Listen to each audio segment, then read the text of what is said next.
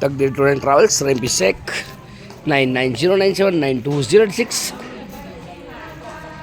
આ છે આમોદ ગોંડલ તાલુકાનું નકળન ધામ અને અમારું કરોલ મહિલા મંડળ ભજન કરી રહ્યું છે. અહીંયા રસોડાનો પ્રોગ્રામ છે રાતનું.